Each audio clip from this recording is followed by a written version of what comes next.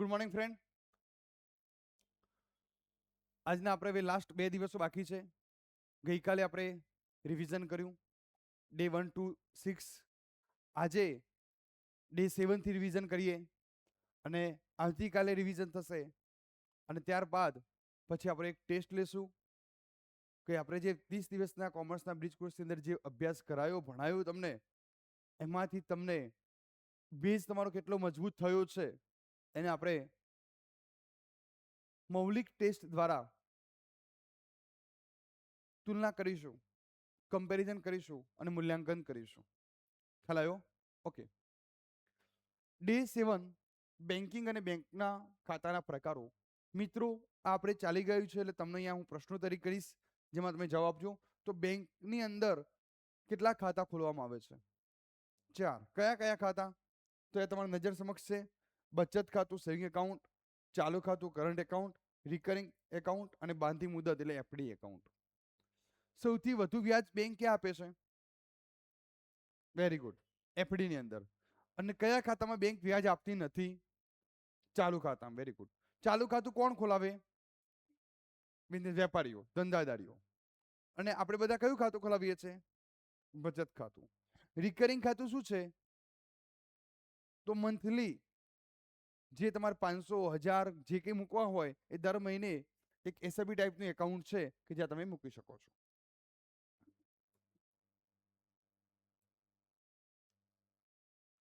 તો બચત ખાતા વિશે આપણે ચર્ચા કરી લઈએ ઝડપથી. તો વિદ્યાર્થીઓ, પગારદાર વ્યક્તિઓ, મધ્યમ વર્ગના લોકો આ બચત ખાતું ખોલાવે છે જેમનો હેતુ બચત કરવાનો હોય છે. આના પર વ્યાજ, જમા રકમ પર બેંક ચોક્કસ દરે વ્યાજ આપે છે. સુવિધાઓ હોય છે એટીએમની, ચેકબુકની, નેટ બેન્કિંગ સુવિધાઓ આપે છે. મર્યાદા છે નાણાં ઉપાડવા પર, અમુક મર્યાદા હોય છે. ચાલુ ખાતું મિત્રો મુખ્યત્વે વેપારીઓ, પેઢીઓ અને કંપનીઓ ખોલાવે છે. હેતુ શું હોય છે? દિવસમાં અસંખ્ય વ્યવહારો, નાણાકીય વ્યવહારો થતા હોય ખરીદ વેચાણની અંદર. વ્યાજ, આ ખાતામાં જમા રકમ પર કોઈ જ વ્યાજ આપવામાં મળતું નથી.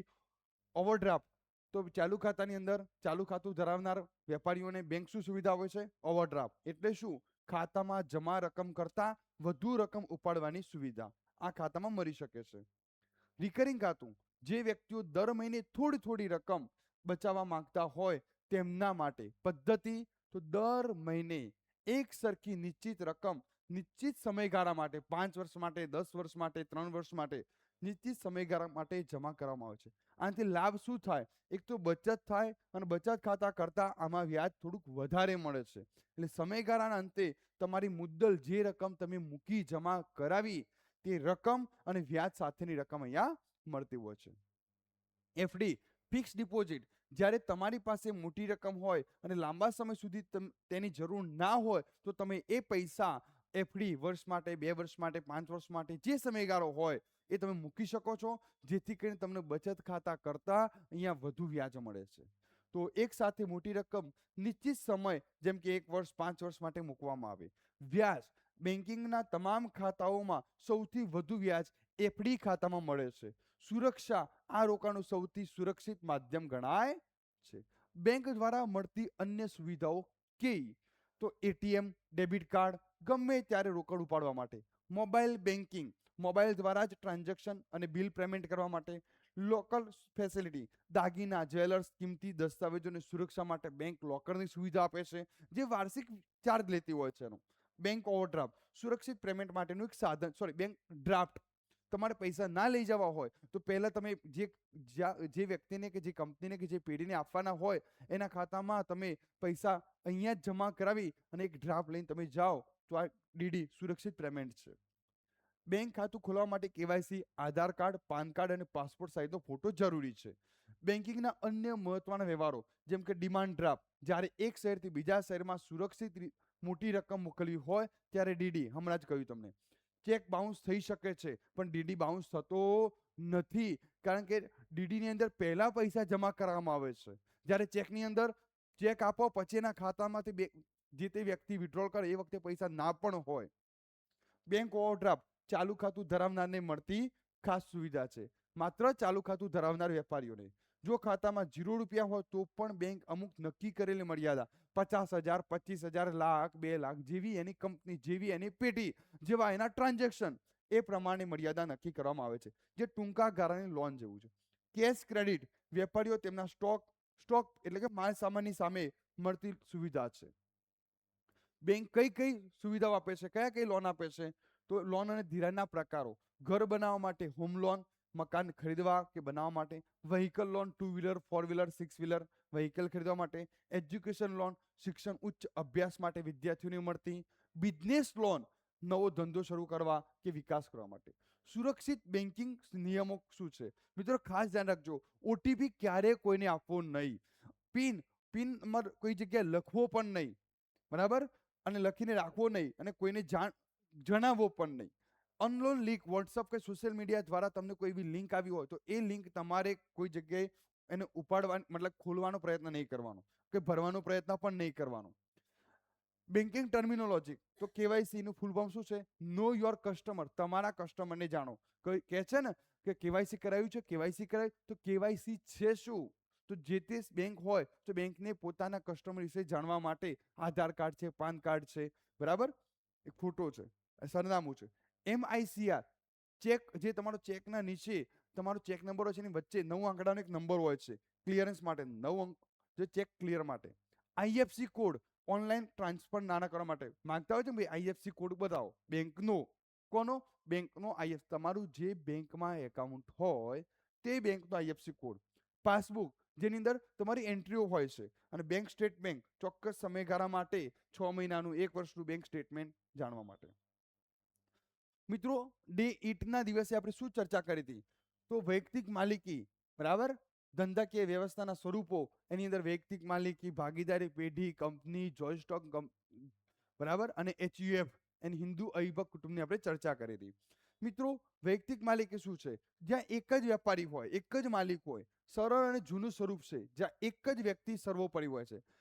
જે ધંધાનું સ્થાપના, મૂડીરોકાણ, સંચાલન એક જ વ્યક્તિ માલિક કરતો હોય છે. સ્થાપના વિધિ ખૂબ જ સરળ છે, નિર્ણય એક જ વ્યક્તિ માલિકને લેવાનો એટલે ઝડપી નિર્ણય લઈ લે છે. ધંધાના રહસ્યો પૂરેપૂરા ગુપ્ત રહે છે. અને મર્યાદા શું છે? માલિકીની જવાબદારી અમર્યાદિત હોય છે. અમર્યાદિત જવાબદારી અવારનવાર સમજાવું છું, દેવું ચૂકવવા, અંગત મિલકતો પણ વેચવી પડે.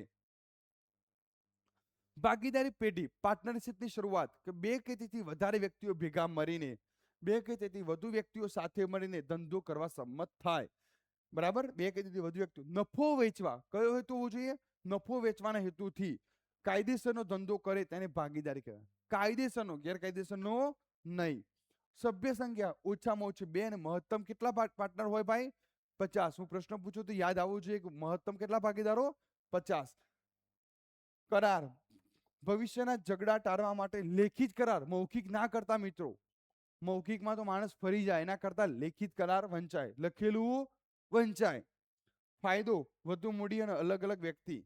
એક વ્યક્તિ હોય તો વધારે મૂડી ના રોકી શકે, પણ એ 2 કરતા કે વધારે વ્યક્તિ હોય તો મૂડીની જરૂર ઊભી થાય તો તમારે ઉછીના પૈસા લોન લેવી ના પડે. HUF હિન્દુ અવિભક્ત કુટુંબ, હિન્દુ ઇન્ડિવિજ્યુઅલ ફેમિલી, ભારતમાં વારસાગત રીતે ચાલતો કૌટુંબિક ધંધો. બાપ દાદા ચલાવતા હતા, હવે એમના દીકરા, એની એ જ પેઢી પહેલેથી વર્ષોથી પેઢીઓની પેઢીઓ દ્વારા ચાલતી આવતી હોય. સંયુક્ત મિલકતની મદદથી ધંધો કરતું કુટુંબ, જોઈન્ટ ફેમિલીમાં કામ કરતા હોય, કુટુંબના સભ્યો દ્વારા વારસાગત રીતે ચલાવવામાં આવતો ધંધો. કુટુંબની વડીલ વ્યક્તિ સંચાલન કરતી હોય છે, જેને શું કહેવાય? કર્તા કહેવાય. સભ્યપદ, આમાં સભ્યપદ ક્યારથી મળે? એ કુટુંબમાં જન્મ થાય એટલે સભ્યપદ આપોઆપ મળી જતું હોય. જવાબદારી, માત્ર કર્તાની જવાબદારી અમર્યાદિત અને બાકીના સભ્યોની જવાબદારી કેવી હોય છે? મર્યાદિત. સહકારી મંડળી, તમારા ગામની અંદર, સોસાયટીની અંદર હોય છે ને કોઓપરેટિવ સોસાયટી, તો વિના સહકાર નહીં ઉદ્ધારના સૂત્રો પર ચાલતું સ્વરૂપ છે. હેતુ, આનો મુખ્ય હેતુ શું હોય છે? નફો કમાવાનો નહીં, પણ સભ્યોની સેવા અને આર્થિક ઉત્થાનનો હોય છે. લોકશાહી વહીવટ થતો હોય છે. આમાં એક વ્યક્તિ એક મતનો સિદ્ધાંત ચાલે છે, ભલે કોઈએ ગમે તેટલા, દરેક વ્યક્તિ સભ્યપદ એક સરખું હોય છે. ઉદાહરણ, દૂધ ઉત્પાદક સહકારી મંડળી, ગ્રાહક સહકારી મંડળી, તો આ બધી મંડળીઓ છે. હવે આવે છે જોઈન્ટ સ્ટોક કંપની. આધુનિક યુગનું સૌથી મોટું અને જટિલ ધંધાકીય સ્વરૂપ એટલે કંપની. અર્થ, કંપની કાયદા દ્વારા અસ્તિત્વમાં આવતું એક કૃત્રિમ વ્યક્તિ છે, એને કૃત્રિમ વ્યક્તિત્વ મળે છે, કાયદા દ્વારા અસ્તિત્વમાં આવે છે. મૂડી, કંપનીને મૂડીને નાના નાના ભાગમાં વહેંચાયેલી હોય, જેને શું કહેવાય? શેર. તમે બધા શેર ખરીદો તો એ કંપનીના તમે માલિક કહેવાઓ. જવાબદારી, શેર હોલ્ડરની જવાબદારી પોતે ખરીદેલ શેર પૂરતી જ હોય છે.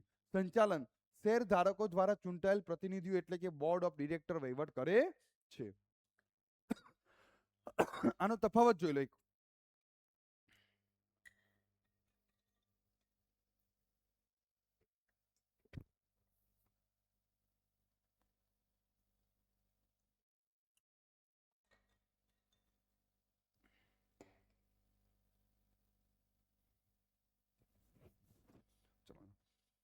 તો તમામ સ્વરૂપના મુખ્ય તફાવતો તો અહીંયા સ્વરૂપ લખ્યા. આપણે જોઈ વૈયક્તિક માલિકી જોઈ, ભાગીદારી જોઈ, હિન્દુ વૈભવ કુટુંબ જોયું, સહકારી મંડળી જોઈ અને કંપની.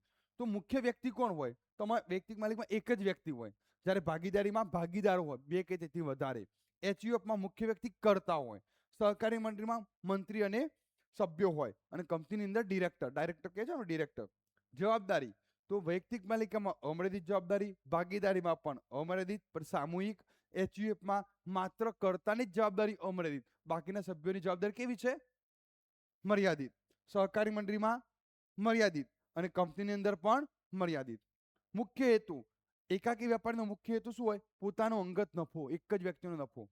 ભાગીદારી પેઢીમાં નફો થાય એ ભાગીદાર વચ્ચે વહેંચવાનો. એચયુએફમાં કુટુંબનો વિકાસ કરવાનો. સહકારી મંડળીમાં પરસ્પર સેવા અને કંપનીની અંદર મોટા પાયે નફો, કારણ કે મોટી કંપની હોય છે. હવે આપણે દિવસ 9 કે બેંકની અંદર તમે જ્યારે જાઓ, બેંકની અંદર જે સ્લીપો ભરવાની થાય, તો એ ચેક કે સ્લીપ કેવી રીતે ભરવી અને ચેકના પ્રકાર કેટલા એ અહીંયા હું તમને સમજૂતી આપું મિત્રો. તો આ તમારી એક સાબરકાંઠા બેંકની એક સ્લીપ છે. વાદળી ગ્રે રંગની આવી જે સ્લીપો હોય છે, સામાન્ય બચત, સેવિંગ અને કરંટમાં સ્લીપ. આ જમા સ્લીપ સૌથી વધુ વપરાતી સ્લીપ છે, જે સેવિંગ કે કરંટ કે રિકરિંગ ખાતામાં પૈસા ભરવા માટે વપરાય છે. કેવી રીતે ભરવી? તો ખાતાનો પ્રકાર સેવિંગ, કરંટ કે લોન જે હોય તે. સેવિંગ, કરંટ, લોન, આરડી આમાંથી જે હોય રિકરિંગ ડિપોઝિટ. વિગત, તમારે નામ લખવું, અહીંયા તમારું નામ લખવાનું, ખાતા નંબર, એકાઉન્ટ નંબર લખવાનો, મોબાઈલ નંબર ખાસ લખવો, બરાબર, એ ભૂલતા નહીં. નોટોની વિગત, અહીંયા નોટોની વિગત લખવી. 500 ની કેટલી છે? 2000 ની તો બંધ થઈ ગઈ, પણ એ વખતે પ્રિન્ટ કરાયેલી હતી. 500 ની, 200 ની, 100 ની, બરાબર. પછી સહી અને કઈ સ્લીપની કોની પાસે છે, તો આ બે ભાગ પાડવામાં આવે છે. તમારે એકાઉન્ટ નંબર અહીંયા પર લખવાનો, અહીંયા સામે નામ, જે ખાતામાં પૈસા જમા કરવાનું નામ, તારીખ ભૂલતા નહીં, તારીખ ખાસ, બરાબર. અહીંયા તમારે વિગત લખવાની, રકમ, કેટલા પૈસા રકમ જમા કરાવો છો એ. ચેક હોય તો ચેકની ડિટેલ અહીંયા આપવાની, કઈ બેંકનો ચેક છે, બરાબર. એચડીએફસી બેંકનો ચેક હોય તો એચડીએફસી બેંક ચેકનો નંબર અને ચેકની રકમ ખાસ લખવાની. અંકોમાં અને શબ્દોમાં રૂપિયા લખવાનું ભૂલતા નહીં અને પૈસા ભરનારની સહી. અહીંયા જે ભાગ છે એ આ ભાગ બેંક તમને સિક્કો મારી અને તમને આપશે સહી કરી કેશિયર, અને આ ભાગ જે છે મોટો ભાગ એ બેંક પોતાની પાસે રાખશે. તો ડાબી બાજુનો નાનો ભાગ બેંક સિક્કો મારીને તમને પાછી આપશે, જે તમારા પૈસા જમા થયાનો એક પુરાવો છે. આ વાઉચર છે. શું કહેવાય એને? વાઉચર કહેવાય. આ પુરાવો છે. અને જમણી બાજુનો ભાગ બેંક પોતાની પાસે રાખશે. આ છે એફડી. તમારે એફડી કરવું હોય તો મોટા ભાગે બેંક પોતે જાતે જ ભરતી હોય છે. આ સ્લીપ બેંક જાતે ભરતી હોય છે, બરાબર. તમારે તો ખાલી કહેવાનું કે આટલા રૂપિયાનું અમારે એફડી કરવું છે. ઓકે. આ સફેદ રંગની સ્લીપનો ઉપયોગ જ્યારે તમારે બેંકમાં એફડી કરવી હોય ત્યારે થાય છે. ક્યારે ભરવી? જ્યારે તમારી પાસે પડેલી વધારાની રકમનો લાંબા સમય માટે આપણે હાલ જરૂર નથી તો વ્યાજે મૂકવી હોય તો. કેવી રીતે ભરવી? પહેલા તો શાખા. તો શાખામાં તમારું નામ લખો. અહીંયા શાખા, તમારી શાખાનું નામ, કઈ બેંકનું છે, તારીખ, જે દિવસ શાખા લખ્યા પછી તારીખ ખાસ લખવાની. પછી રૂપિયા, જેટલી રકમ, કેટલા રૂપિયા, તો રૂપિયા ખાસ લખવાના. સ્ત્રી, ખાતા ધારકનું પૂરું નામ, અહીંયા ખાતા ધારકનું, કોના નામે એફડી કરવું છે એનું પૂરું નામ. મુદત કેટલા સમય માટે છે? મહિના, 3 વર્ષ, 4 વર્ષ.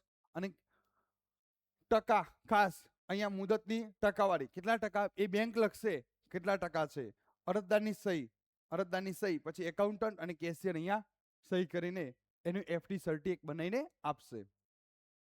આ કેસીસી પીળા રંગની, જે ખેડૂતો પોતાના ખાતામાં જમા રકમ માટે આ સ્લીપ ખાસ કરીને ખેડૂત મિત્રો માટે, જેમને કેસીસી કે ડીએમઆર લોન ખાતું હોય એમના માટે, પશુપાલન હોય, ખેડૂત કેસીસી હોય. કેવી રીતે ભરવું? ડાબી બાજુનો નાનો ભાગ એ બેંક તમને આપશે, જમણી બાજુનો ભાગ એ બેંક પોતાની પાસે રાખશે. પાન નંબર 50,000 થી વધુ હોય તો પાન કાર્ડ નંબર લખવો જરૂરી છે. રોકડની વિગત અહીંયા લખવાની. આગળ મેં તમને સમજાયું, નામ, ખેડૂતનું નામ બરાબર ત્યાં લખી દેવાનું, તારીખ, સહી ભૂલવાનું નહીં. આ બેંક પોતાના ગર્ભિત હવાલાઓ માટે, જમા ઉધાર માટે એ બેંક પોતે વાપરતું હોય છે. આપણે કોઈ કસ્ટમરને ઉપયોગ કરવાનો નથી, જે ઉધાર જમા. હવે મિત્રો આવે છે ખાસ ચેક. ચેકના મુખ્ય પ્રકારો. તો પહેલો ચેક છે બેરર ચેક. મિત્રો ચેક તમારી પાસે એક જ હોય છે, એના જ પ્રકાર બનાવીએ આપણે. તો અહીંયા એક લખેલું છે ઓર બેરર, બરાબર.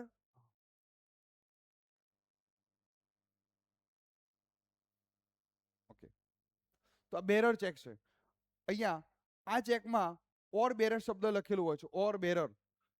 આ ચેક જે વ્યક્તિ પાસે હોય, જે ધારક જેના પાસે હોય, કોઈના પાસેથી પડી જાય અને જે વ્યક્તિને મળે તો તેને બેંકમાં કાઉન્ટર પર રોકડા પૈસા મળી જાય. મિત્રો ધ્યાન રાખજો, ઓર બેરર શબ્દ લખેલો હોય અહીંયા, ઓર બેરર શબ્દ લખેલો હોય અને આખો ચેક ભરેલો હોય અથવા ના ભરેલો અથવા ખાલી સહી કરેલું હોય અહીંયા, બરાબર. અને જો કોઈ વ્યક્તિને મળી જાય તો એ વ્યક્તિ બેંકમાં ચેક ભરી અને પૈસા લઈ લે તો ફ્રોડ થાય તમારી સાથે. જોખમ, આ ચેક ખોવાઈ જાય અને કોઈ અન્ય વ્યક્તિને મળે તો પણ બેંકમાંથી પૈસા ઉપાડી શકે, જેથી આ સૌથી જોખમ ચેક ગણાય છે. હવે જો તમે બેરર શબ્દ ચેકી નાખો, જ્યારે આ ચેકમાં બેરર શબ્દ ચેકી નાખવામાં આવે તો જે વ્યક્તિનું નામ અહીંયા લખેલું હોય ને એને બોલાવીને બેંક પૈસા આપે. ખ્યાલ આવી ગયો? અને બેંક માગે ભાઈ તારું ઓળખાણ, તો આ ચેક પૈસા બેંક માત્ર એ જ વ્યક્તિને આપે જેનું નામ ચેક ઉપર લખેલું હોય. બેંક પૈસા આપતા પહેલા તે વ્યક્તિનું ઓળખ આઈડી પ્રૂફ ચેક કરે છે. ભાઈ તારું આધાર કાર્ડ કે પાન કાર્ડ જે હોય આઈડી આપ. ક્રોસ્ડ ચેક, અહીંયા બે લીટી કરેલી હોય છે. ક્રોસ્ડ ચેક, ચેકની ડાબી બાજુ ઉપરના ખૂણે બે ત્રાંસી લીટી, ઉપરના ખૂણે બે ત્રાંસી લીટી દોરવામાં આવે, તેને ક્રોસ્ડ ચેક કહેવાય. ચેક એનો એ જ છે. આ ચેકના પૈસા ક્યારેય કાઉન્ટર પર રોકડા મળતા નથી. આ પૈસા જે વ્યક્તિના નામે ચેક લખ્યો હોય તેના ખાતામાં જમા કરવા પડે છે. સુરક્ષા, આ સૌથી સુરક્ષિત ચેક છે. જો ચેક ખોવાઈ જાય તો પણ ખોટી વ્યક્તિ પૈસા મેળવી શકતી નથી. એકાઉન્ટ પે ચેક, આ તો એના કરતા પણ અહીંયા જો બે ત્રાંસી લીટી એકાઉન્ટ પે લખેલું અંદર, બે ત્રાંસી લીટીઓની વચ્ચે જ્યારે એકાઉન્ટ પે ઓનલી લખવામાં આવે છે, આ ક્રોસ્ડ ચેક જેવો જ ચેક છે પણ વધુ કડક છે. આનો અર્થ એ કે આ પૈસા માત્ર ને માત્ર જેનું નામ લખ્યું છે તેના જ ખાતામાં જમા થશે. તે વ્યક્તિ આ ચેક બીજા કોઈને ટ્રાન્સફર આપી શકશે નહીં. ખ્યાલ આવી ગયો?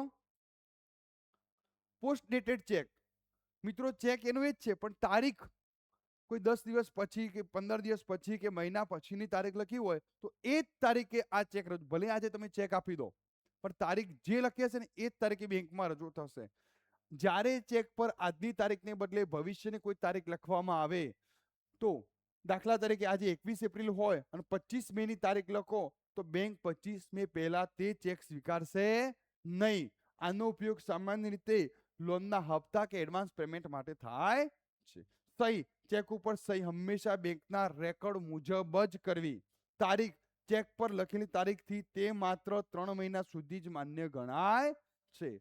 ચેક કેન્સલ કરવો, જો ચેક લખવામાં ભૂલ થાય તો તેના ઉપર બે ત્રાંસી લીટી અથવા કેન્સલ કરી નાખવાનો, રદ કરી દેવાનો. ખાલી ચેક, ક્યારે કોઈને સહી કરેલો ખાલી બ્લેન્ક ચેક આપવાનો નહીં. મિત્રો 10મા દિવસે ડિજિટલ પેમેન્ટ વિશે આપણે અભ્યાસ કર્યો. તો આધુનિક યુગનું નાણું ડિજિટલ યુપીઆઈ. મુખ્ય લાક્ષણિકતા, બેંક એકાઉન્ટ નંબર વગર માત્ર યુપીઆઈ ક્યુઆર કોડ દ્વારા પેમેન્ટ, ઝડપી, તાત્કાલિક, 24x7 24x7 કલાક, વર્ષમાં 365 દિવસ ચાલુ રહે છે. એપ દ્વારા, કઈ એપ? તો ગૂગલ પે, ફોન પે, ભીમ, પેટીએમ. સુરક્ષા, દરેક ટ્રાન્ઝેક્શન માટે 4 કે 6 આંકડાનો યુપીઆઈ પિન નાખવો પડે છે. નેટ બેન્કિંગ, બેંકની વેબસાઇટ કે એપ દ્વારા, બેંકની પોતાની એપ હોય કે વેબસાઇટ ઉપરથી ઉપયોગ, ઓનલાઈન શોપિંગ, બિલ પેમેન્ટ, મોટા ટ્રાન્ઝેક્શન, કોમ્પ્યુટર કે મોબાઈલ બ્રાઉઝરથી. જરૂરિયાત, યુઝર આઈડી અને લોગિન પાસવર્ડ જરૂરી છે, કોઈને આપવો નહીં. ખાતાનું સ્ટેટમેન્ટ જોવું, નવી ચેકબુક મંગાવી વગેરે તમે નેટ બેન્કિંગ દ્વારા કરી શકો. NEFT national electronic fund transfer શબ્દ યાદ રાખજો, ફૂલ ફોર્મ. નાની અને મધ્યમ રકમના ટ્રાન્ઝેક્શન માટેની રાષ્ટ્રીય પદ્ધતિ, જે એક બેંકથી બીજી બેંકમાં પૈસા મોકલવાની સિસ્ટમ. ઝડપ, આમાં પૈસા તરત જમા થતા નથી, પરંતુ બેંક જથ્થામાં પ્રોસેસ થાય છે દર અડધા કલાકે. ઓછામાં ઓછી કે વધુમાં વધુ રકમની કોઈ ખાસ મર્યાદા નથી. અહીંયા 2 લાખથી ઉપર થઈ જાય તો આરટીજીએસ આવશે. પગાર ચૂકવવા કે ઘર ભથ્થું, નાની રકમો એનઈએફટી દ્વારા. RTGS full form real time gross settlement, મોટી રકમના વ્યવહારો, 2 લાખથી વધુના વ્યવહારો. રિયલ ટાઈમ એટલે જેવું ગમે તે, જેવું તમે અહીંથી પેમેન્ટ કરો સામેવાળા વ્યક્તિને તરત જ મળી જાય છે. જ્યારે એનઈએફટી બેચમાં થાય છે, જથ્થામાં થાય છે, દર અડધા કલાકે. ઉપયોગ, મોટા વેપારીઓ કંપનીઓ વચ્ચેના ટ્રાન્ઝેક્શન માટે. આઈએફસી કોડની જરૂર પડે છે બેંકનો, અને ખૂબ સુરક્ષિત છે. આનો તફાવત જોઈ લો. યુપીઆઈ, એનઈએફટી અને આરટીજીએસ. ન્યૂનતમ રકમ, આમાં એક રૂપિયો, આમાં 2 લાખ. ઓછામાં ઓછી એટલી રકમ હોવી જોઈએ. ઝડપ, તાત્કાલિક દર 30 મિનિટે અને તાત્કાલિક. ઉપયોગ, નાના પરચુરણ ખર્ચાઓ માટે, પગાર મધ્યમ વર્ગના અને મોટા બિઝનેસ સોદાઓ 2 લાખથી વધુના. ઉપલબ્ધતા 24/7, 24/7, 24/7. ક્યારે તમારું ઓટીપી કે પિન કોઈને આપવાનો નહીં. પૈસા મેળવવા પિન નાખવો પડતો નથી. યાદ રાખજો, તમને કોઈ એમ કે હું પૈસા ટ્રાન્સફર કરું, તમારો પિન આપો ને, આપવાનો નહીં. પૈસા મેળવવા માટે પિનની જરૂર પડતી નથી. માત્ર મોકલવા માટે જ પિન જોઈએ. અજાણી લિંક પર ક્લિક કરીને પેમેન્ટ કરશો નહીં. હવે મિત્રો, 11મા દિવસે આપણે વીમાની ચર્ચા કરી હતી. વીમો લેવો કે કેમ, શાના માટે, વીમાના પ્રકાર કયા.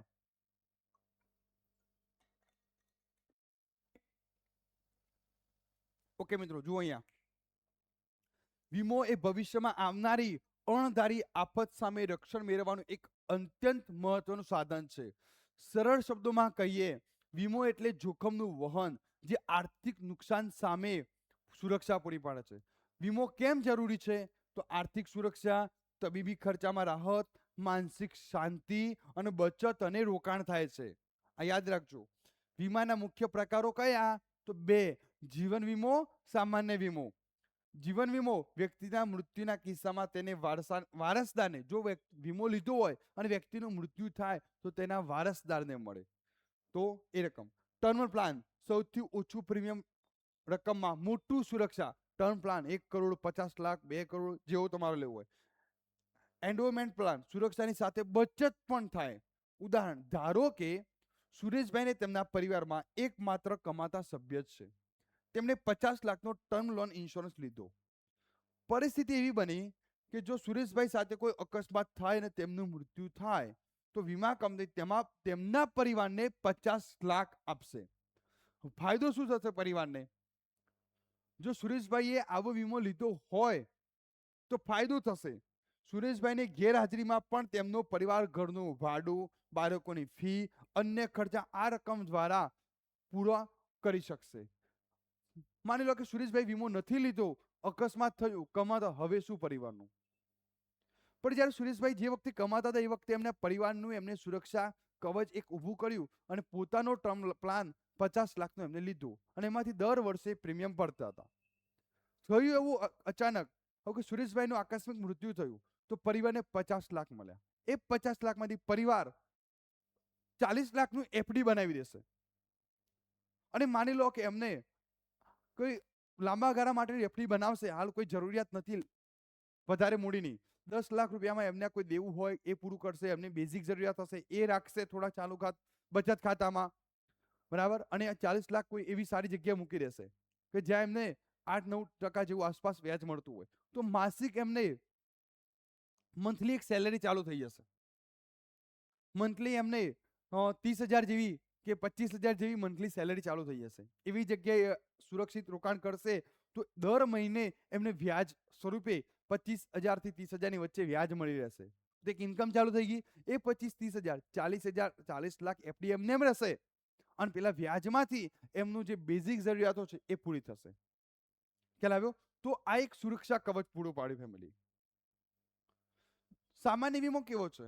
તો જીવન સિવાયની તમામ વસ્તુઓ, બરાબર. આરોગ્ય વીમો આવે, વાહન વીમો આવે, તમે આરોગ્ય માટે વીમો લો, વાહન માટે વીમો લો, દરિયાઈ વીમો હોય, બરાબર, મિલકતનો વીમો લો. તો આ બધા જે વીમા છે એ તમે તમારી બેઝિક સુરક્ષા છે. યાદ રાખવા જેવી બાબતો. વીમો એક કમાણીનું સાધન નથી. કમાવા માટે આપણે વીમો નથી લેતા, પણ નુકસાન સામે વળતર મળી રહે. પ્રીમિયમની રકમ ઉંમર અને જોખમના પ્રકાર પર આધાર રાખે છે. તમારું ઉંમર જેમ જેમ વધતી જશે એમ પ્રીમિયમ વધતું જશે. હંમેશા વીમા પોલિસી, પણ એક વખત વીમાની પોલિસી તય થઈ ગયા પછી પ્રીમિયમ બદલાશે નહીં. હંમેશા વીમા પોલિસીનો નિયમ અને શરતો વાંચીને જ નિર્ણય લેવો. આજના સમયમાં દરેક વ્યક્તિ માટે ખાસ કરીને જીવન વીમો અને આરોગ્ય વીમો, હેલ્થ, મેડિકલ, કાલે કંઈક બીમારી થઈ ગઈ અને 5 લાખ કે 6 લાખનું ઓપરેશન આવી ગયું, તો તમારો હેલ્થ ઇન્સ્યોરન્સ હોય તો મેડિક્લેમની સુવિધા હોય તો તમને એ ફાયદો થાય. તમારે એક સાથે મૂડી કાઢવી પડે નહીં. તમે માનસિક પૈસાથી તમે ટેન્શનમાં ના રહો જો તમારો હેલ્થ મેડિક્લેમ હોય તો. નહીં તો શું થાય, ડોક્ટર કહ્યું 7 લાખ રૂપિયા ઓન ધ ટેબલ, તો એ વખતે ક્યાંથી લાવવા? એક તો આપણું શારીરિક બીમાર હોય અને એક પાછું આપણે માનસિક નાણાકીય મૂંઝવણો હોય. તો પેલું તો શું હોય, મેડિક્લેમ હોય, દર વર્ષે તમે થોડી થોડી રકમ ભરતા હો તો તમારો આકસ્મિક લાભ તમને થઈ જશે. આજના સમયમાં દરેક વ્યક્તિ માટે જીવન વીમો અને આરોગ્ય વીમો જરૂરી, જેથી આર્થિક મુશ્કેલીઓનો સમયે કોઈની પાસે હાથ ફેલાવો ન પડે. જીવન વીમો અને સામાન્ય વીમાનો તફાવત શું છે? તો એનો મુખ્ય હેતુ છે જોખમ સામે રક્ષણ, અને આમાં સંપત્તિ એ સ્વાસ્થ્યનું નુકસાન સામે રક્ષણ. લાંબા ગાળા માટે 10 થી 30 વર્ષનો તમારો જીવન વીમો હોય. ટૂંકા ગાળા માટે દર વર્ષે રિન્યુ કરાવવું પડે. વળતર મૃત્યુ સમય અથવા પાકતી તારીખે, અહીંયા માત્ર નુકસાન થાય ત્યારે જ મળે છે. ઈ કોમર્સનો પરિચય. ઇલેક્ટ્રોનિક કોમર્સ, આજકાલ ઈ કોમર્સ બધે જ આવી ગયું. જુઓ તમે પરિચય, તો ઈ કોમર્સ એટલે ઇલેક્ટ્રોનિક કોમર્સ. જ્યારે ઇન્ટરનેટના માધ્યમથી વસ્તુઓ કે સેવાઓનું ખરીદ વેચાણ થાય ત્યારે ઈ કોમર્સ કહેવાય. સરળ ભાષામાં મોબાઈલ અથવા કોમ્પ્યુટરથી ઓનલાઈન શોપિંગ ઈ કોમર્સમાં આવે. ઈ કોમર્સ B2C, B2B અને C2C, એટલે કે કંપનીથી ગ્રાહકો, ગ્રાહકથી ગ્રાહક, customer to customer, business to business, કંપનીથી કંપની. ઉદાહરણ છે B2C, ધંધાથી ગ્રાહક, Amazon, Flipkart. Customer to customer, ગ્રાહકથી ગ્રાહક, OLX, કોઈને કઈ વસ્તુ વેચવી છે તો એ વસ્તુ એ OLX પર અપલોડ કરી દે અને જેને એ વસ્તુ ગમે એ ગ્રાહક ખરીદી લે. કંપનીથી કંપની, હોલસેલર, વેપારી. તો એમેઝોન અને ફ્લિપકાર્ટ કેવી રીતે કામ કરે છે એ પણ મેં તમને સમજાવ્યું હતું. ઓનલાઈન પ્લેટફોર્મ છે, સેલર નેટવર્ક છે, ઓર્ડર મેનેજમેન્ટ થાય છે, ઇન્વેન્ટરી વેરહાઉસિંગ હોય છે, અને ડિલિવરી, પેકેજિંગ થાય, ટ્રાન્સપોર્ટ થાય, અને લાસ્ટ માઇલ ડિલિવરી, છેલ્લે અંતે ઘર સુધી પહોંચાડવામાં આવે છે. કમાણી કેવી રીતે થાય છે આ લોકોને? વેચાણ પર કમિશન મળે છે. એમેઝોન, ફ્લિપકાર્ટને શું હોય છે? વેચાણ ઉપર કમિશન મળે છે, લોજિસ્ટિક ચાર્જ લાગે છે, એડવર્ટાઇઝમેન્ટ થાય છે, અને સબસ્ક્રિપ્શન મોડેલ હોય છે. 24/7 તમે ઓર્ડર કરી શકો, ડિસ્કાઉન્ટ અને ઓફરનો પણ લાભ લઈ શકો. મહાબચત, મેગા ઓફર, ફેસ્ટિવલ ઓફર, સરળ રિટર્ન. તમારે જો કદાચ વસ્તુ પસંદ ના પડે તો તમે રિટર્ન પણ કરી શકો છો. અને મોટું માર્કેટ છે, નાના વેપારીઓ પણ આખા દેશમાં પોતાનો સામાન વેચી શકે છે. શું ધ્યાન રાખવું? સુરક્ષા, સિક્યુરિટી. ઈ કોમર્સની અંદર ઓનલાઈન ખરીદીમાં ડેટા સુરક્ષા ખૂબ જરૂરી છે. બરાબર. પેટીએમ ગેટવે છે, પેમેન્ટનું ગેટવે, યુપીઆઈ દ્વારા ક્રેડિટ કાર્ડ. તો એ વખતે ધ્યાન રાખો એ સિસ્ટમ છે જેથી ઓનલાઈન પેમેન્ટ પ્રક્રિયા કરે છે. લોજિસ્ટિક સપ્લાય ચેનલ હોય છે, મુખ્ય ભાગો, વેરહાઉસ, ગોડાઉન, બરાબર, inventory management. Inventory management, stock management કઈ રીતે થાય છે? તો મિત્રો, આઉટ ઓફ સ્ટોક તારે આનો તમે ડે કયા દિવસનો હતો? આ ડે 12. તો એ અંદર કોમર્સના બ્રિજ કોર્સની અંદર ડે 12માં પણ તમે શાંતિથી મેં અહીંયા સમજાયેલું છે. આ હું થોડુંક રિવિઝન કરાવું છું હાઈ સ્પીડમાં. તો શાંતિ જોવું હોય તો ડે 12નો વિડીયો તમે દરેક દિવસના વિડીયો જોઈ શકો છો. કસ્ટમર રિવ્યુ અને રેટિંગ હોય છે, એના આધારે આપણે પ્રોડક્ટ ખરીદવી કે ના ખરીદવી એ આપણને ખ્યાલ આવે છે. ડિજિટલ માર્કેટિંગ હોય છે, ઓનલાઈન વેચાણ વધારવા માટે. રિટર્ન એન્ડ રિફંડ પોલિસી હોય છે, તમે પ્રોડક્ટ પસંદ ના આવી તો તમે રિટર્ન પણ કરી શકો છો, એટલે અથવા રિફંડ પણ મેળવી શકો છો. ટેકનોલોજીનો ભરપૂર ઉપયોગ થાય છે, AI આવી ગયું આજકાલ. ગ્લોબલ એટલે વૈશ્વિક સ્તરે અને ઇન્ડિયન લેવલે પણ થતું હોય છે. મોબાઈલ કોમર્સમાં હોય છે, એપ દ્વારા, જેમ ફ્લિપકાર્ટ. ઈ કોમર્સને નુકસાન પણ છે. શું નુકસાન છે? પ્રોડક્ટ હાથથી જોઈ શકાતી નથી, આપણે ફોટામાં જ જોઈએ છીએ. ડિલિવરીમાં સમય લાગે, ક્યારેક ખોટી વસ્તુ પણ હાથમાં આવી જાય, અને ક્યારેક એવું પણ બનતું હોય કે રિટર્ન રિફંડ પ્રોસેસ મુશ્કેલ બનતી હોય છે. એટલે વેબસાઇટ ખાસ જોવાની. અત્યારે ફરજી વેબસાઇટો ઘણી બધી આવી ગઈ છે. ઈ કોમર્સ એટલે ઓનલાઈન ખરીદ વેચાણ. Amazon, Flipkart, business to customer. મુખ્ય પ્રક્રિયામાં સેલર હોય, લિસ્ટિંગ થાય, ઓર્ડર થાય, પેમેન્ટ થાય, છેલ્લે ડિલિવરી થઈ જાય. આજે આધુનિક વ્યવસાયો માટે મહત્વનો ભાગ છે. એમેઝોન, ફ્લિપકાર્ટ મધ્યસ્થી તરીકે કામ કરે. ઘણી બધી વેબસાઇટો છે, મેશો છે, ઘણી બધી છે, પણ આપણે અહીંયા બેને એક વાત સમજાવી છે. તેઓ ગ્રાહકો અને વેચનારને જોડે છે. માંગ અને પુરવઠો ઇકોનોમિક્સ તરફ ગયા. તો મિત્રો, માનવની જરૂરિયાતો અને સંસાધનોનો અભ્યાસ, મર્યાદિત સાધનોમાં યોગ્ય પસંદગી કરવી. અર્થશાસ્ત્રમાં પાયાના બે સૌથી મહત્વના, માંગ અને પુરવઠો. બજારમાં કોઈ પણ વસ્તુની કિંમત આ બે પરિબળોના આધારે થાય છે. મિત્રો, માંગનો નિયમ, ભાવ ઓછો હોય ત્યારે માંગ વધે, ભાવ વધારે હોય ત્યારે માંગ શું થાય? ઓછી થઈ. યાદ રાખજો. ગ્રાહકની આવક, પસંદગી અને ફેશન ઉપર આધારિત છે. ઉદાહરણ, જો સફરજન 200 રૂપિયા કિલો હોય તો લોકો ઓછા ખરીદશે, પણ જો તે 80 રૂપિયા કિલો થઈ જાય તો હોલસેલમાં લાવો ને 2 કિલો 2.5 કિલો લાવો ને, કરે છે ને. અને 200 રૂપિયા કિલો હોય ભાઈ 500 જ આપો. મંગાય છે ઘરેથી, ભાઈ સફરજન લેતા શું ભાવ? 200 રૂપિયા કિલો, ભાઈ 500 જ આપો. અને પછી જો થોડા ટાઈમ પછી સફરજનનો ભાવ 80 રૂપિયા થઈ જાય અને ઘરેથી ફોન આવે, સફરજન લેતા આવજો. ઓકે, શું ભાવ છે? 80 રૂપિયા કિલો. ઓકે, 200 ના 3 કિલો આપી દો, 2.5 કિલો. ચલો કરો ને 3 કિલો. પહેલા 200 ના 5 કિલો આવતા હતા, અત્યારે તો જોયું તમે, ભાવ વધારે માંગ ઓછી થઈ જશે, ભાવ ઓછો હશે માંગ વધી જશે. પુરવઠામાં એનાથી વિરુદ્ધ આપણે પ્રોડક્ટ વેચવાની છે. એટલે આપણે ક્યારે વેચીશું? ભાવ વધારે મળે ત્યારે. ઓકે, ભાવ વધારે પુરવઠો વધી જશે, ભાવ ઓછો પુરવઠો ઓછો થઈ જશે. બજારમાં ખેડૂતો પૂછશે કે ભાઈ બજારની અંદર અનાજના શું ભાવ પડે છે? તો એમ કહે છે ભાઈ આજે તો ભાવ વધવા લાગ્યા છે. ઓકે, તો જ્યારે ભાવ વધશે અને સંતોષકારક ભાવ મળે એટલે બજારમાં ટ્રેક્ટરની ટ્રોલી ભરીને જશે વેચવા માટે. અને એમ કહે છે ભાઈ બજાર ડાઉન છે તો હાલ નથી વેચવા, રવા દો ને થોડા દિવસ. જો બજારમાં ઘઉંના ભાવ વધે તો ખેડૂતો વધુ ઘઉં વેચવા માટે બહાર લાવશે. માંગ અને પુરવઠાનો સંબંધ, જે પ્રાઇસ ઇક્વિલિબ્રિયમ કહેવાય. એટલે શું કહેવાય? માંગ બરાબર પુરવઠો થાય ત્યારે સંતુલન ભાવ થાય છે. કિંમત નિર્ધારણ કહેવાય. બજારમાં વસ્તુની કિંમત ક્યાં નક્કી થાય? તો માંગ અને પુરવઠો બંને સરખા થાય તેને સમતુલા કિંમત કહેવામાં આવે છે. ડિમાન્ડ કર્વ, આ જુઓ, આ માંગનો કર્વ નીચે તરફ, ઉપરથી નીચે તરફ, અને પુરવઠાનો નીચેથી ઉપર તરફ હોય છે.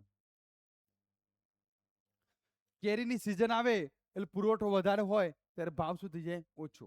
હવે કેરીઓ બહુ આંબે પાકવા લાગશે એટલે બજારની અંદર પહેલા શરૂઆતમાં જ્યારે સિઝન હતી ત્યારે કેરીનો ભાવ ઊંચો હતો, 200 રૂપિયા કિલો, પછી 180 થયા, 150 રૂપિયા. આજે જજો બજારની અંદર 100 રૂપિયા કિલો મળશે. હજુ થોડા ટાઈમ એકાદ વરસાદ પડી જશે ને, એકાદ વરસાદ આવશે ને પછી તમે જોજો 80 રૂપિયા 50 રૂપિયા લઈ જાઓ ભાઈ. કારણ કે વાવાઝોડું આવે એટલે આંબા પરથી કેરીઓ પડી જાય ને બધે. આવું થતું હોય છે ને વાવાઝોડાના કારણે. એટલે બજારમાં એ શું કરે? બગડી જાય એટલે બધી બજારમાં વેચવા માટે આવી જાય. લેખ સાથે બજારમાં આવે એટલે શું થાય? ભાવ ઘટવા લાગે. માંગ અને પુરવઠો બજારનો આધાર છે. ભાવ નક્કી થવાના મુખ્ય ભૂમિકા ભજવે છે અને બિઝનેસમાં નિર્ણય લેવા માટે ઉપયોગી છે. તો ટૂંકું રિવિઝન, ડિમાન્ડ એટલે ખરીદવાની ઈચ્છા વત્તા ક્ષમતા. ઈચ્છા તો છે પણ ક્ષમતા છે. સપ્લાય વેચવાની તૈયારી એટલે બજારમાં માલ વેચવા, સપ્લાય કરવો. વ્યસ્ત સંબંધ છે. આ પૂછાય, માંગ અને કિંમત વચ્ચે કેવો સંબંધ છે? વ્યસ્ત. અને પુરવઠા અને કિંમત વચ્ચે કેવો સંબંધ છે? સીધો. અછત, જ્યારે માંગ વધુ હોય અને પુરવઠો ઓછો હોય. હાલ જુઓ, અમેરિકા ઇઝરાયલ યુદ્ધ ચાલી રહ્યું છે, ઈરાન યુદ્ધ ચાલી રહ્યું છે ને, તો હાલ તમે જુઓ અછત થવા લાગી. શાની? હવે ધીમે ધીમે ભાવ વધશે પેટ્રોલ ડીઝલના. ચૂંટણી પૂરી થઈ ગઈ ને, હવે ભાવ વધશે.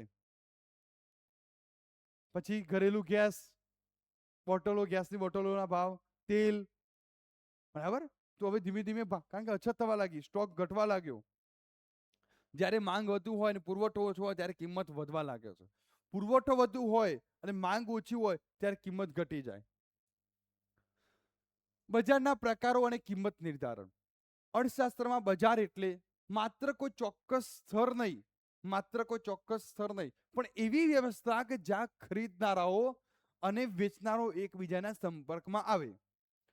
બજારના પ્રકાર: પૂર્ણ હરીફાઈનું બજાર, ઇજારો, ઇજારાશાહી અને અલ્પ હસ્તક બજાર હોય છે. તો અમને એમ જ લાગે બજાર તો બજાર જ કહેવાય ને, બજાર તો બજાર જ કહેવાય ને. પણ આ ઇજારો શું છે? એક ગામમાં, તમારા ગામમાં કે તમારી સોસાયટીમાં કોઈ એક જ વેપારી હોય તો એની પાસે ઇજારો, એ ધારે કિંમત રાખે. પણ જો માન લો કે ઘણા બધા વેપારીઓ હોય, કોમ્પિટિશન હોય, તો પછી એને ધંધો માલનું વેચાણ કરવા માટે એને શું કરવું પડશે? ભાવ ઓછો રાખવો પડશે, નફો ઓછો થશે. અહીંયા નફો ઓછો થશે, જ્યારે અહીંયા નફો ધારે એ પ્રમાણે થશે. પૂર્ણ હરીફાઈમાં અસંખ્ય ખરીદનાર અને વેચનાર હોય, સમાન ગુણી વસ્તુ હોય, અસમાન કિંમત હોય અને મુક્ત પ્રવેશ નિકાલ હોય. શાકભાજી બજાર: પેલો કે ભાઈ 100 રૂપિયા કિલો, 100 રૂપિયા કિલો, પેલો કે અહીંયા આવો, અહીંયા આવો, 80 રૂપિયા કિલો. બરાબર? ત્યાં આગળ જો સહી જ વસ્તુ, પેલો કે ભાઈ 90 રૂપિયા કિલો, પેલો કે 70 રૂપિયા કિલો, લઈ જાઓ, લઈ જાઓ. તો બધાને તમે જોયું શાકભાજી બજારમાં ભાવ ડિફરન્ટ જોવા મળે. ઇજારો: એક જ વેચનાર હોય, સમગ્ર બજારો માત્ર એક જ, ખરીદનારો અસંખ્ય હોય, હરીફનો અભાવ, કોઈ હરીફ જ ના હોય. કિંમત નિર્ધારણ: ધારે કિંમત રહે. અને રેલવે સેવા: રેલવે બીજી કોઈ રેલવે દોડાવે તો રેલવે ખાતું જે ધારે જ કિંમત નક્કી થાય ને, ટિકિટનો દર.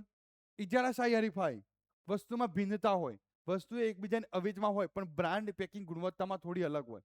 કપડાં છે, રેસ્ટોરન્ટ છે, સાબુ, શેમ્પુ, મોબાઈલ વગેરે. અમૂલ, બરાબર, દૂધમાં પણ હોય છે ને અમુક. વેચાણ ખર્ચ: જાહેરાત પાછળ મોટો ખર્ચો થાય છે. હરીફાઈ: બજારમાં વેચનારની સંખ્યા મોટી હોય છે. અલ્પહસ્તક વિચારો: ગણ્યા ગાંઠ્યા વેચનાર હોય. પરસ્પર અવલંબન: એક કંપનીના નિર્ણયની અસર બીજી કંપની પર તરત પડે. પરસ્પર એકબીજા સાથે શું હોય? કોલેબોરેશન હોય. મોબાઈલ કંપનીઓ, ટેલિકોમ સેક્ટર, સિમેન્ટ ઉદ્યોગ. કિંમત નિર્ધારણ: આગળ વાત કરી, માંગ વધે જો પુરવઠાને સ્થિર હોય, પુરવઠો સ્થિર છે, પુરવઠો વધતો પણ નથી કે ઘટતો પણ નથી, માંગ વધશે. જો માંગ વધશે તો કિંમત આપોઆપ વધવા લાગશે. પુરવઠો વધે, જો માંગ સ્થિર છે, માંગ સ્થિર છે, તો પુરવઠો વધે તો કિંમત ઘટવા લાગશે. યાદ રાખવા જેવી બાબતો: પૂર્ણ હરીફાઈ એટલે કે કિંમત સ્વીકારનાર, ઇજારો કિંમત નક્કી કરનાર, એ ધારે કિંમત, સમતુલા માંગ અને પુરવઠો બેલેન્સ થાય. વસ્તુ ભિન્નતા, ઇજારાશાહી હરીફાઈનું મુખ્ય લક્ષણ. કિંમત માંગ વત્તા પુરવઠા પરથી નક્કી થાય. બજારના પ્રકારો પ્રમાણે ભાવ બદલાય છે. બજાર એટલે ખરીદનાર વત્તા વેચનાર. પછી આવે છે જીડીપી અને ફુગાવાનો દર. હવે આપણે નેક્સ્ટ ટાઈમ જોશું. ઓકે મિત્રો?